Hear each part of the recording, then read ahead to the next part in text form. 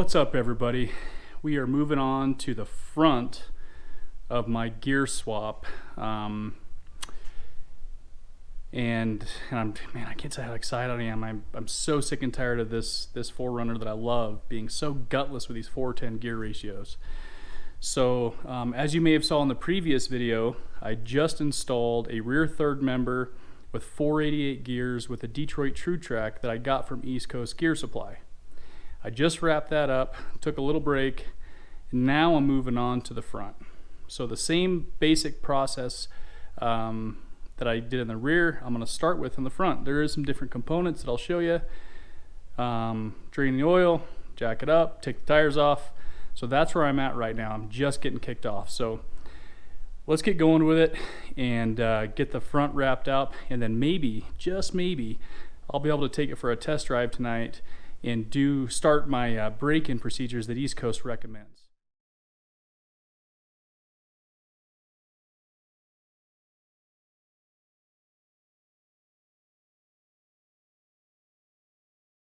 Okay guys, so in order to drain the oil from the front diff, you're going to need I believe it's an H10 like Allen wrench bit. Yeah, that's the right size. Holy moly. The bugger was tight. It's right here. It's kind of on the driver's side of the axle.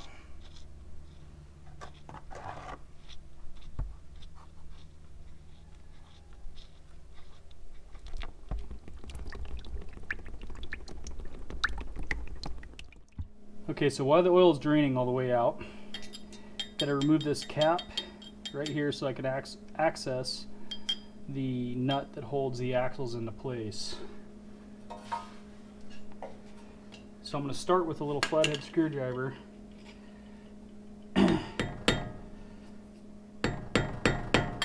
Just slowly work my way around it.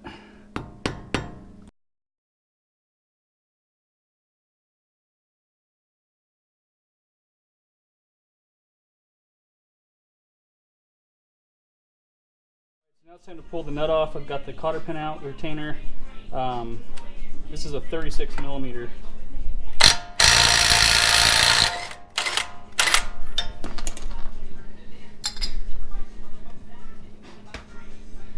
Alright, so now all I gotta do is unbolt the 4 bolts for the lower ball joint, and then I can get the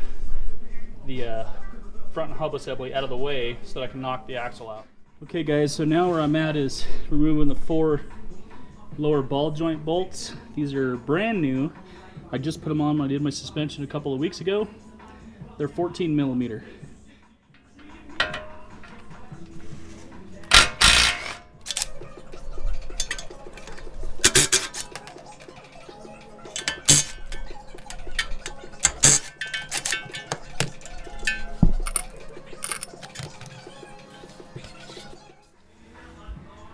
So now I should be able to lift this up, slide it out, and stick it over here to the side, out of the way.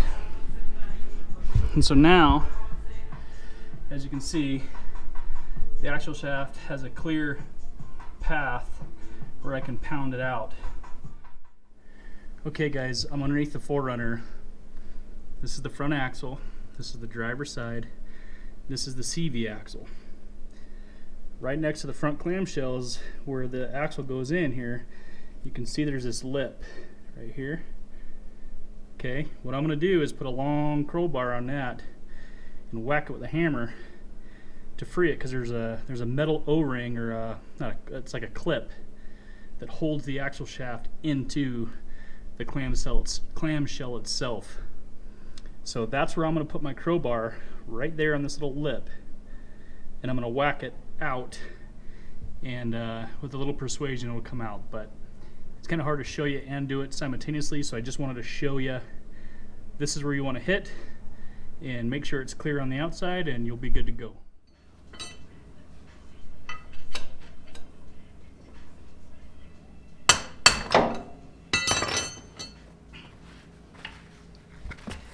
There we go. Just like that, guys. All right, so just repeat the process on the other side. Okay guys, the next step is to remove the 4 bolts that hold the front drive line to the front axle. These are also 14 millimeters.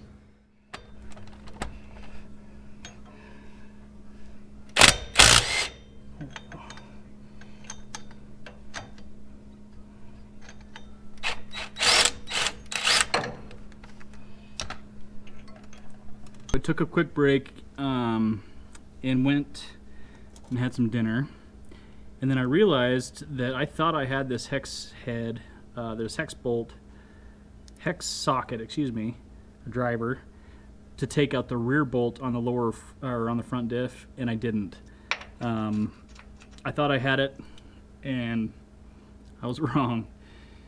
So I had to run to the store quick.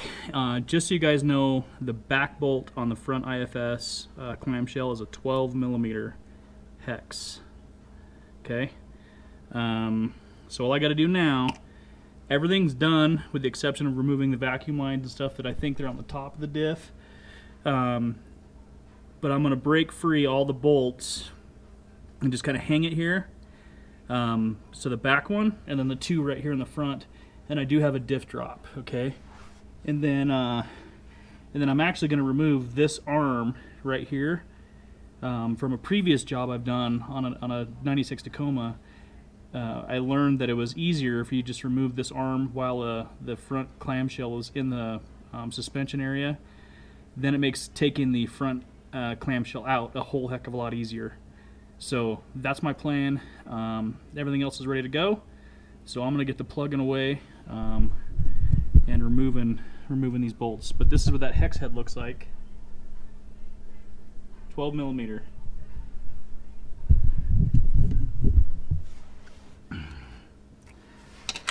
Seems how I have it. I'm going to go ahead and use my Ryobi 1/2-inch driver to pull this weird looking, it's just a weird looking thing. And then switch over to a 22 millimeter to pull out my bolts for the front. And I do have a wrench up on the top here. There's a nut on the top.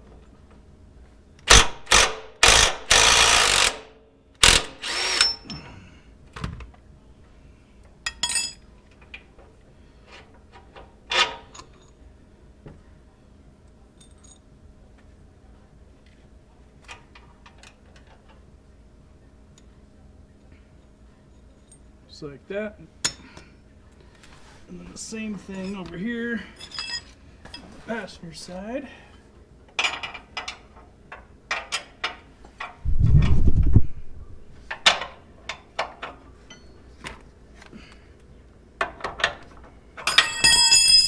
Ooh, that almost got me.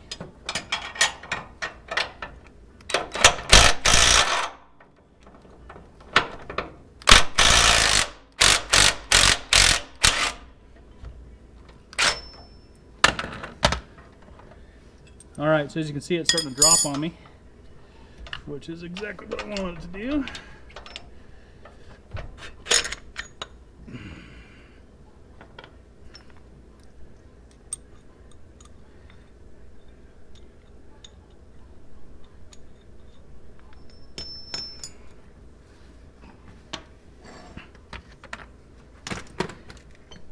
Okay, so now I'm just going to go ahead and remove, I believe there's a couple vacuum lines and a breather tube, and then take this arm off on the passenger side, and this front diff will literally just kind of fall out. Obviously I'll catch it, but once again, pretty heavy. Just basically lay underneath it and bench press it. So up from the bottom of the truck here, here's the steering rack, and right up there is an electrical plug and some vacuum lines to get pulled off. So I'm going to go ahead and yank those really quick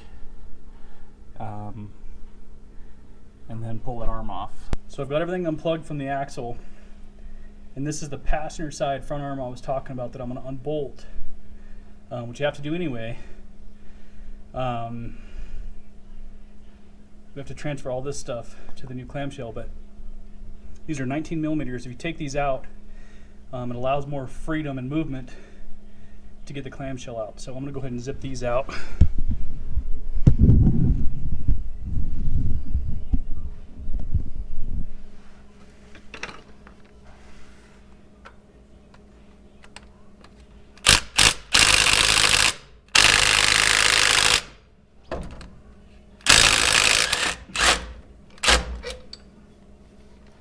So I think I've got everything free. I've got one vacuum hose that's still connected that I can't pull off quite yet. So I'm going to drop it down and reach up when it straightens out and pop it off. But the clamp's off, so that's good. So I'm going to see if I can't muscle this heavy SOB out of here.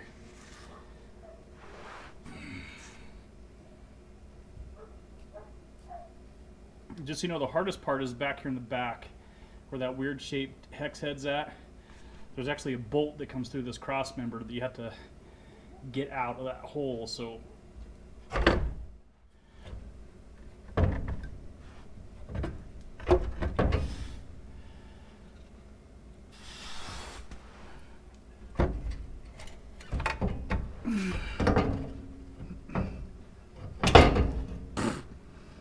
so here's the front diff as it comes out of the vehicle.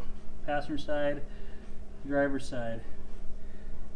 We've got to unbolt right here over and transfer this to the new diff. And then unbolt this here and take these breather hoses and transfer them as well. And I'll clean them up, of course. But what I don't have is this star-shaped head socket. Didn't realize I needed that. So gonna have to make another store run. Okay guys, so I've got the front clamshell out of my 4Runner cleaned up, plugged the holes, axle holes, pressure washed it, got it all clean. Now I need to start transferring parts to the new one from East Coast. I don't have the E14 inverted Torx bit to take this assembly off and bolt onto this assembly. So my wife, who's amazing, is running all the way to town for me, which is like a 40-mile round trip. So I'm fortunate in that regard. Hoping that she can find one. So there are a few things I can do. I can put the mount on the driver's side, and I can put the bolt that goes on the rear cross member on the bottom. So I'm going to go ahead and do those few things while I'm waiting, and hopeful that she's able to come to my rescue. And if not, I'll have to wait till tomorrow to finish up. So that's where I'm at. That's where I'm at. So just remember, for the front clamshell, you got to have two special tools. The E14 Torx head that goes here, and I'll show you guys that again once I take it apart.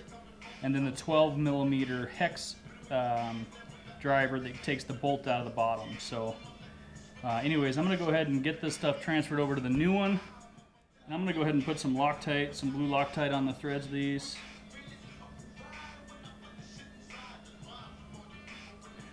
The bolts that hold the actual mount to the clamshell. And so that one will go, guys, that'll go right here. These three holes, just like so.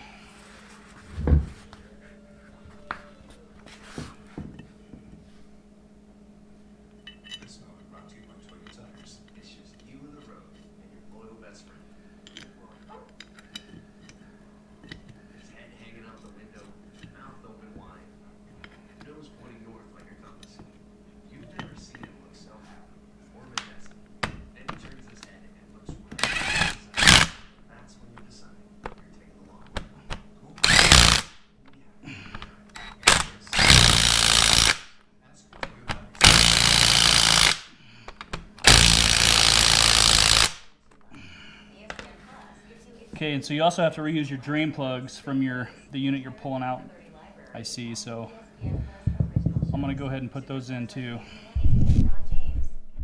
Okay guys, this is the bottom of the third member. This goes obviously to your front drive shaft.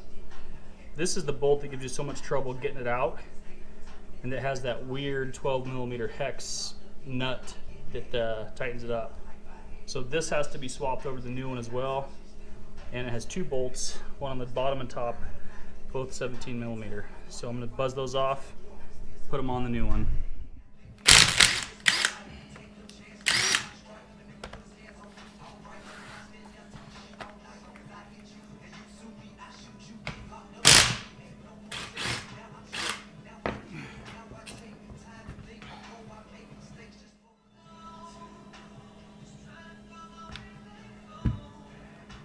Okay, so it sits just like that on the bottom there. I don't know if it's needed, but I'm gonna add some Loctite.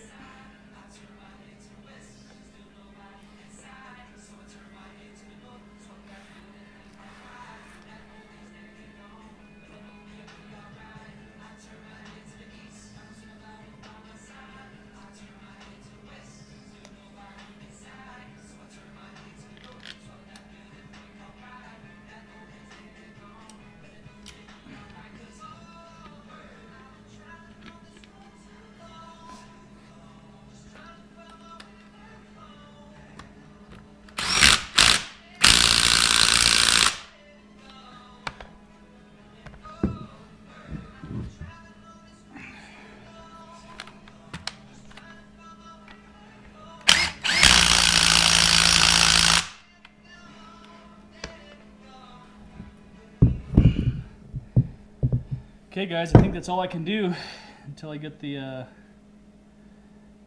that E14 hex head, so, or excuse me, inverted Torx. Alright guys, so my wife just saved the day. She ran all the way to town, like a 40-mile round trip, to get me a $6 damn socket, this E14 inverted Torx head, so I can remove these four bolts. These four bolts, so I can remove the shaft from the clamshell. So she saved the day, so now I just got to work on getting it broken off. See how hard this is? I might need her to help me. I bet you these things are tight.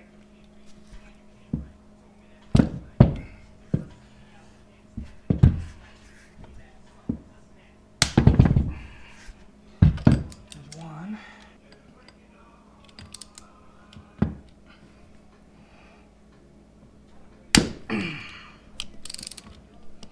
Alright, so I just got all four bolts out, and it just pretty much came right out, which is cool. So now, do not forget, you have to pull this thing out right here. This is called the stub shaft. So don't forget this, and I'm going to use 2 pry bars and just kind of pop it out and then put it in the next, the new one. Okay, so as I mentioned, this is the stub shaft you got to remove. It was hard to hold the clamshell on the ground, so I stuck it in my vise.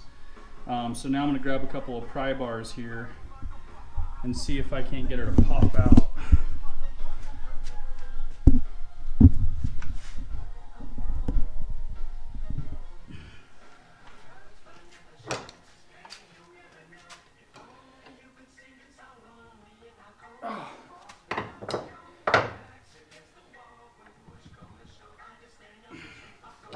Moved.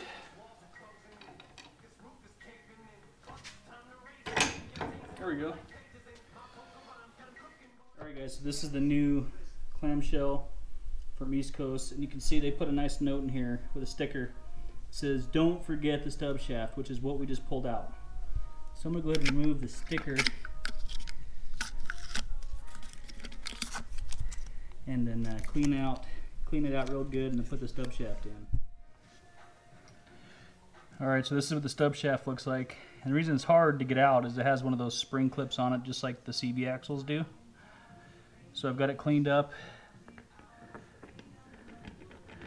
We'll get her lined up here and give it a tap with a mallet.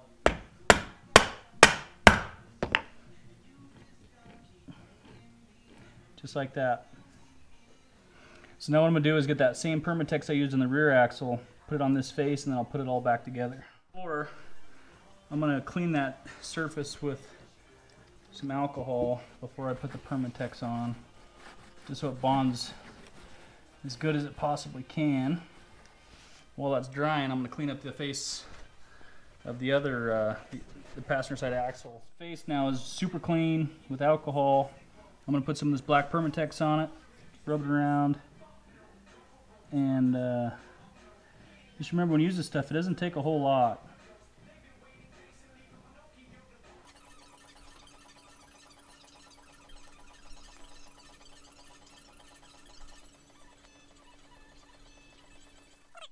All right, so now I'm ready to merge everything back together, put it all back together. Got good gasket still on there.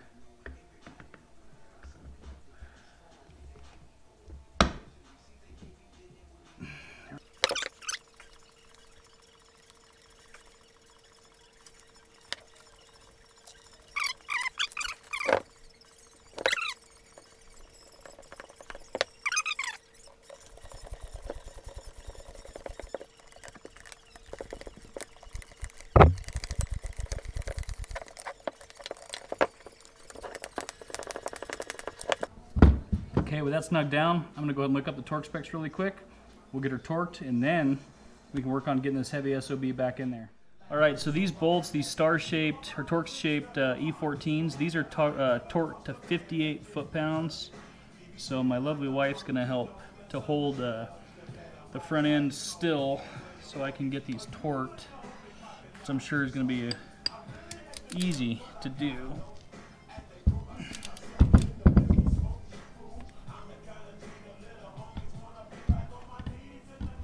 One foot right there. Can I stand on that? Mm-hmm. Oh yeah.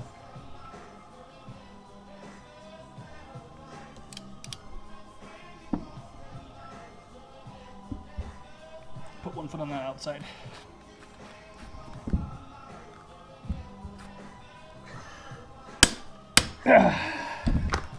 Woo!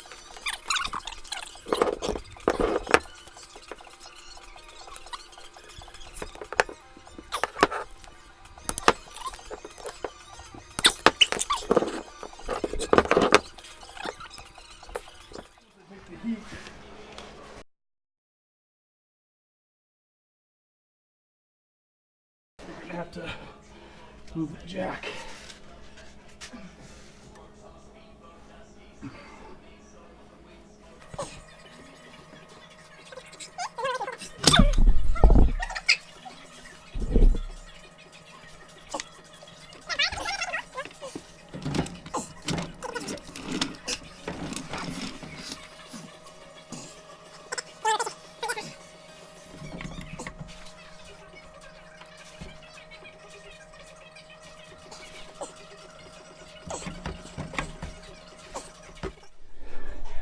All right guys, so I just got the axle in. It's kind of a pain in the butt with that flange going over the cross member and then in between the steering and the bell housing.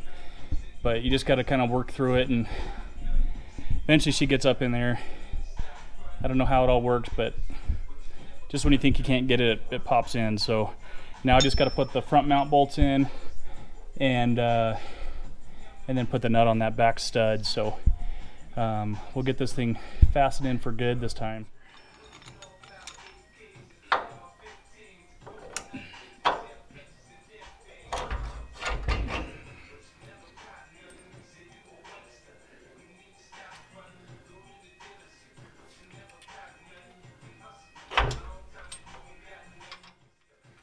So just like when you put anything else together, I'm just going to get everything started, make sure everything threads good, and then we'll go back and fasten everything down tight.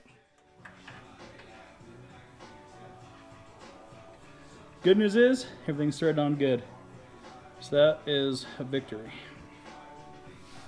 Now we're just gonna cinch everything up, and then we're gonna hook all the vacuum lines and plug in the connection for the four-wheel drive sensor, and then we can start reassembly.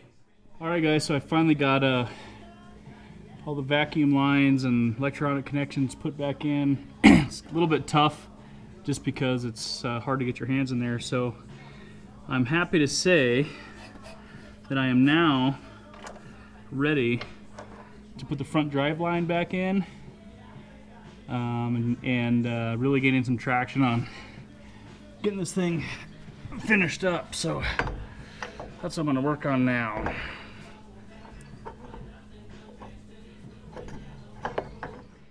Alright guys, we're at a really cool spot finally. I'm getting ready to put the axles, CV axles, back into my new front diff. So getting really close. I think I would have been done hours ago if I'd done a little more planning and made sure that I had the right tools for the front. So, but that's okay. It's a lot of fun, and I enjoy turning wrenches on my 4Runner. So, anyways, let's get these axles in. So it's basically opposite of how we took them out, right? We're gonna get them lined up, and we're gonna give them a tap to set them, and then we'll put them back through the front hub, and then get everything bolted back in and repeat on the other side.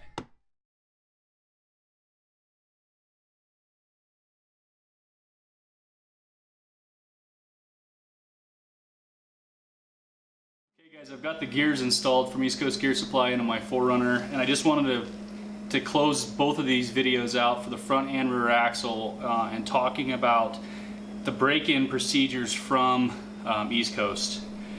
As you guys know, they have a really great warranty, but you have to follow their procedures to ensure that you're doing due diligence as the owner of the new products to meet the requirements of that warranty. So, new gear sets must be broken in correctly to prevent any damage. Not following proper break-in procedures will lead to overloading and overheating the ring and pinion, as well as breaking down and ruining the gear oil. Not following proper break-in procedures can be determined during an inspection and will void the warranty. So please take this seriously.